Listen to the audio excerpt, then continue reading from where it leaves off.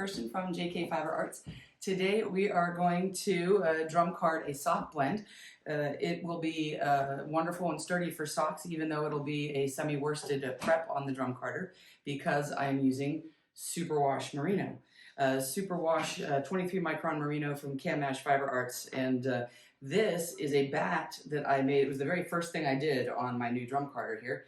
And this is Mohair locks that I just ran through to get the locks opened up, and it is like air. It is so soft and wonderful. So I'm going to make this sock blend, and we'll get started. So what I have is a 90% Superwash Merino, 10% Mohair locks, and the overall weight is 4 ounces, which will make a nice sock length. And today we're using my new drum carder, the Clemes double wide Crankless Elite. And this is still brand new to me. I've only done 3 or 4 or 5 bats, and this is going to be my first time running actually commercial top through. Everything I've been doing so far has been fiber that I've processed. So I'm pretty excited to see how smooth this looks. So the bulk of the color for this blend is going to be the gray merino. And I'm just going to open this up so it's nice and thin. Like that.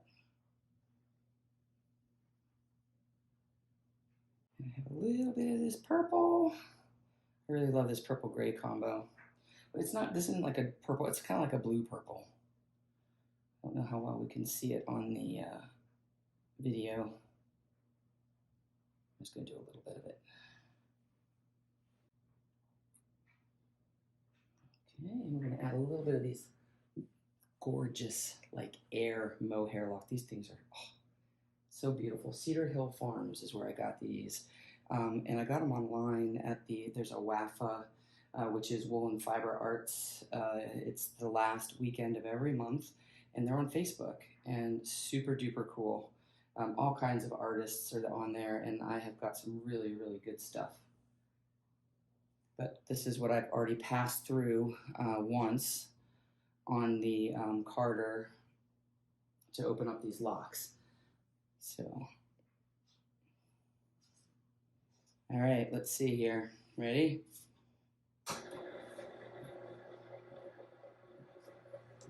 And this is my packer brush. Pack this on.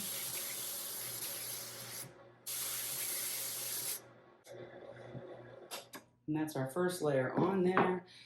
It needs a little more to really get the base down. I'm also going to use my little burnisher brush here just to make sure I have that base layer down.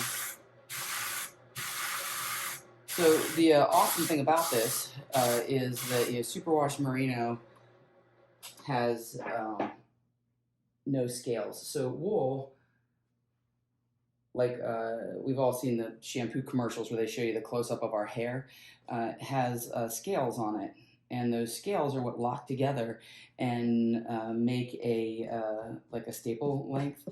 That's how you felt wool. When it gets agitated and it felts, those scales stick together, and that's what gives you felting. And the Superwash process, they remove the scales, and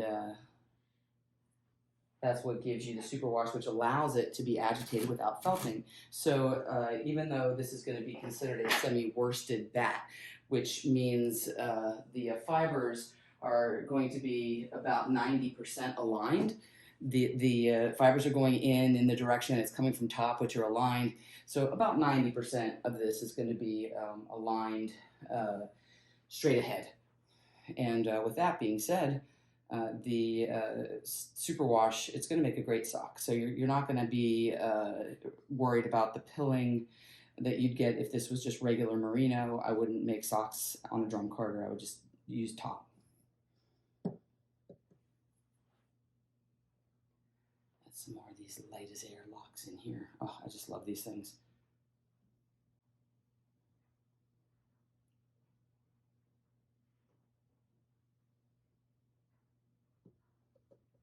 Here we go.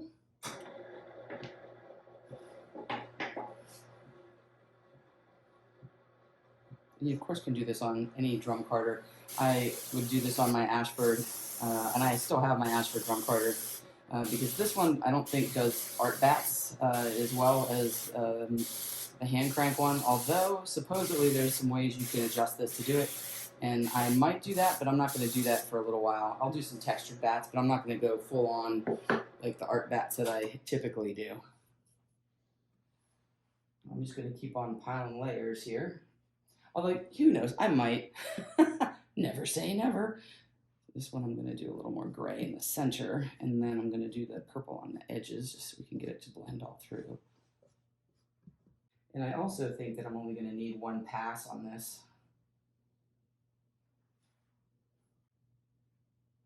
Again, I'm just opening everything up.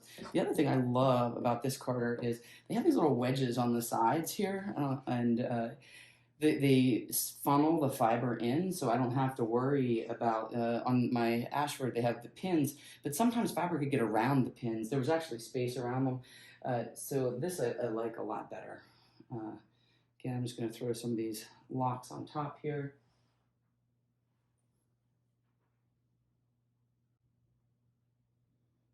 This is so, these locks are amazing. If you ever see Cedar Farms locks, I mean, there's no lanolin, there's no, the dye job is beautiful, and there's no felt. I mean, they're gorgeous. There was like almost zero vegetable matter, just beautiful, beautiful locks. Can't say enough good things about it.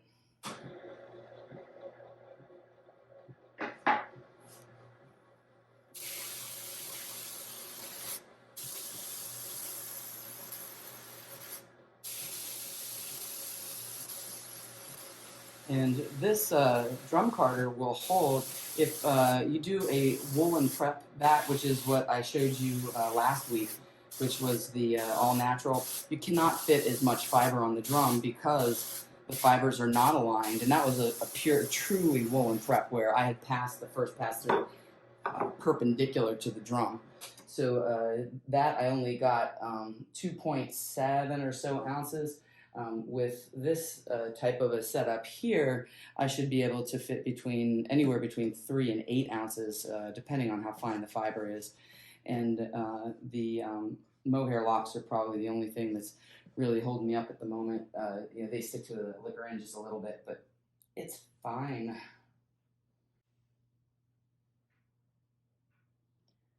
And my husband helped me pick these colors. He really likes blue, and he liked the blue or purple as opposed to the darker purple that I had as a choice. But I'll probably work that darker purple into something else in the future.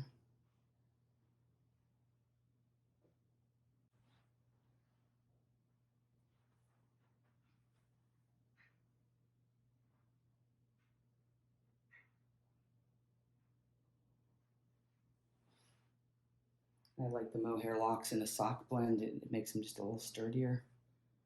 Ooh, look at that beautiful lock there. That one didn't get quite homogenized when I did it first time through, which is fine. It'll work great anyways. All right. And again, the suggestion is that you should be able to see the red line through the fibers. This one might need to be split a little bit more.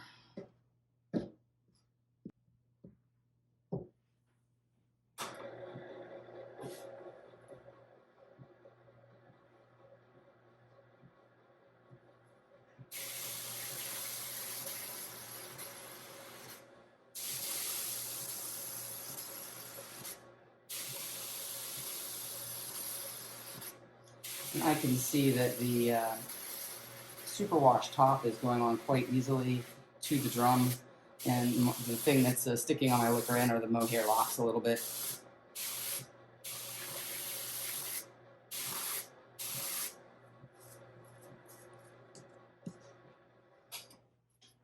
The other thing is, obviously, I'm not going to wash these in the washing machine, and the Mohair is not superwash, so the sock blend, though, will still be sturdy with these Mohair locks in there. It just, I won't be able to wash in these socks. Not that I ever wash anything that I hand make in a washing machine. I always hand wash all that stuff. Just gonna do a little burnishing here. Get this pack down in.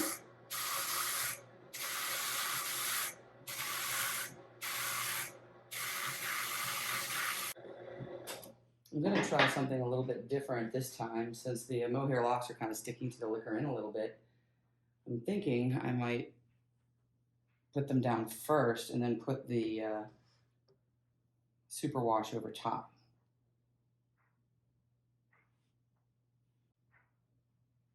There we go.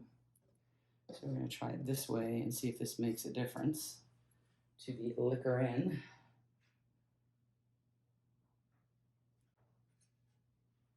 Some of this light purple, blue purple. I'm just opening this up a little so I can lay it down. Okay. Let's try it. See if it makes any difference at all to how it winds on.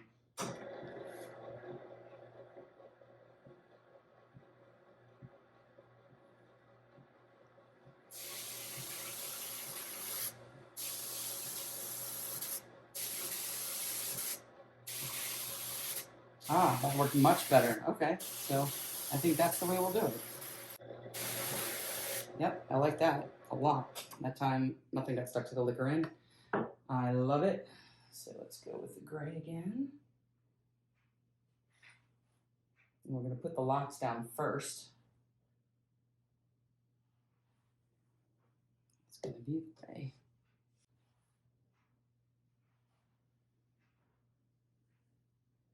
Yeah, this is going to be so pretty.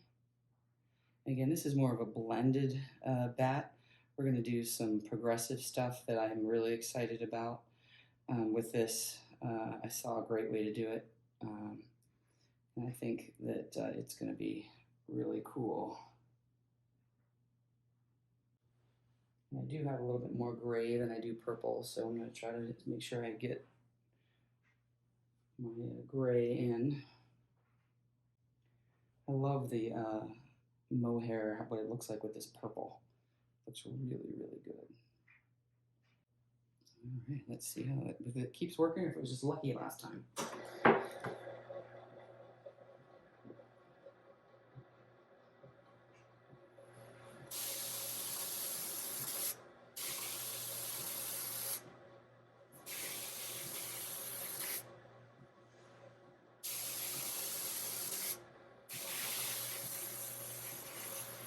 Oh, that lock didn't get sucked in. Oh well.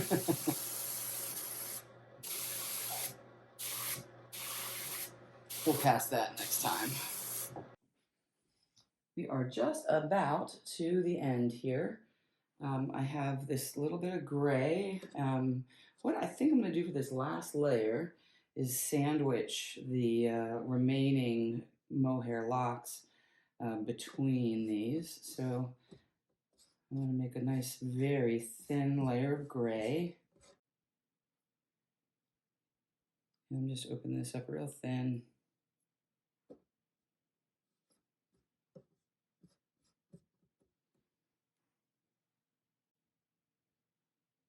I was trying to save enough purple so it would look good on the top when we got there, and I think I saved too much purple. We're going to have a lot of purple on the end here.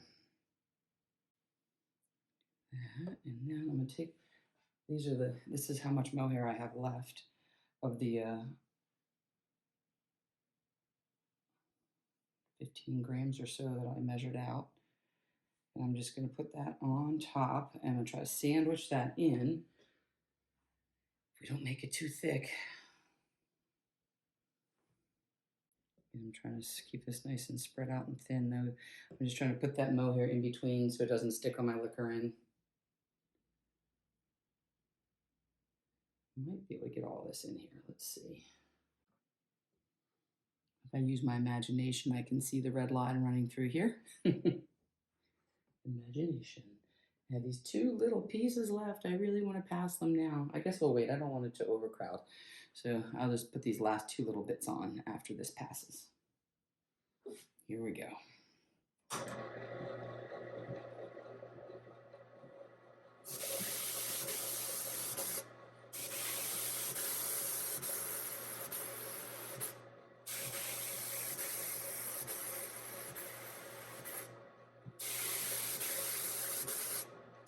While I was videoing this, my storage filled up on my phone, and I was really worried I lost all the footage.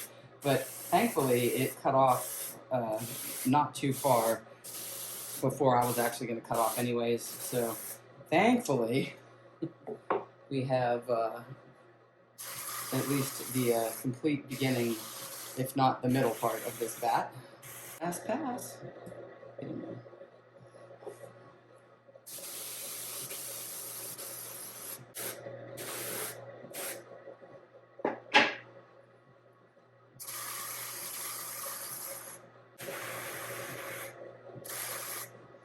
Okay, let's see what we get. To take the bat off, I'm going to put the doffer strip at the top. This is our doffer, and I'm going to come right along the doffer strip here and take this bat off. And the key to taking the bat off is making sure that you get every single fiber as you go across.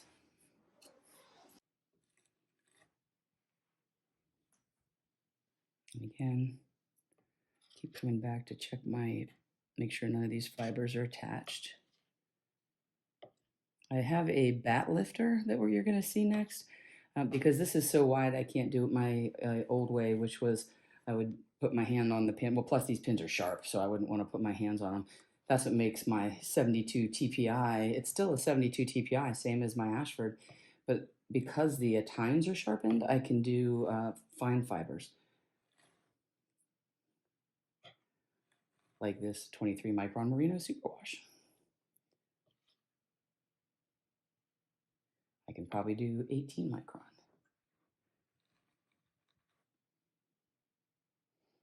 Actually, Mohair is very fine, and it didn't have any problem with that either. I'm certain that Mohair was less than 18.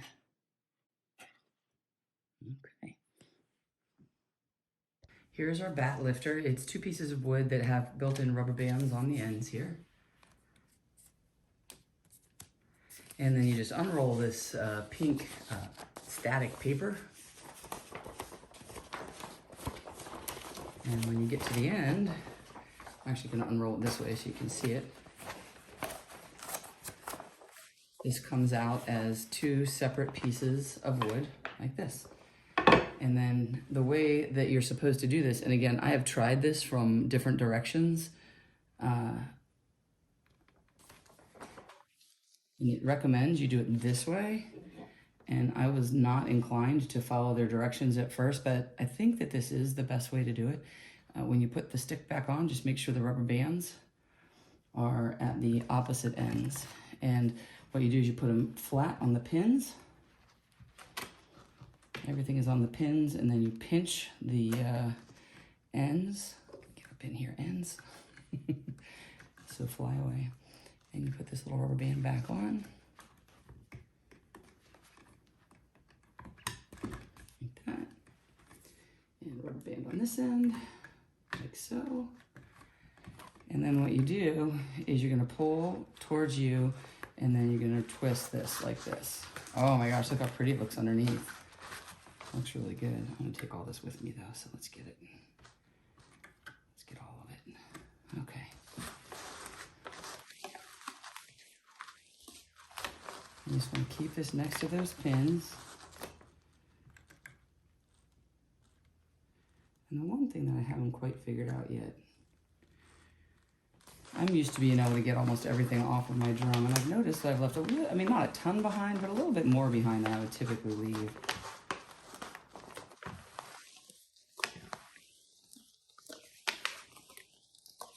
And again, that may be because I'm just leaving my, I'm putting it on too thick in the beginning. That's probably going to be the answer for everything. Oh my gosh, look at this. It's beautiful. Look at this. Oh my goodness. I love it. And then you just need to take off the little rubber bands on the end here. And then the side that has the rubber band on it, that's the side you're going to slide out because you don't want to drag the rubber band through your bat. That would mess it up. And supposedly, if you're going to keep this, you can put it in this pink plastic thing here and store it. rolled up inside of here, but that's not what I'm gonna do. I only have this one, so look at that. Put it this way so you can see it the whole way on the table. And then this, oh my gosh, it's so light though, was the side that was down on the drum carder, which I actually really love this side, the way it looks. That's gonna spin like a dream. Oh, I do love this color. And I like how it was not quite as blended as much yet on the side that was on the drum, and I like that a lot. So I think that going forward, I have a really good idea of how I wanna do this. So I think that I want, which side do I want to be on the outside? I like this side better, I think. This was the, so I'm just gonna flip it. Here we are. And I'm gonna wind this up. We hope. I'm just gonna fold the ends in just a touch here.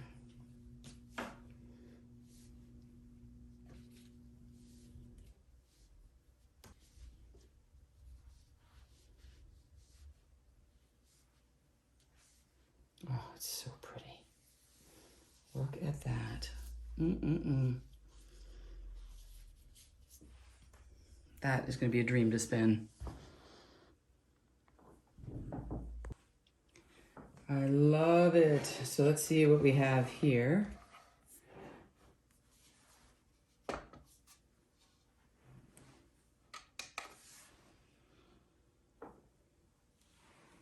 Let's see how much this weighs. 116, 117 grams, which is right at 4 ounces. I think 118 is 4 ounces. So we were right there. I didn't lose very much because I measured out 4 ounces to begin with. So I love this. It's going to be a beautiful spin. I will see you guys next time. Until then, spin happy.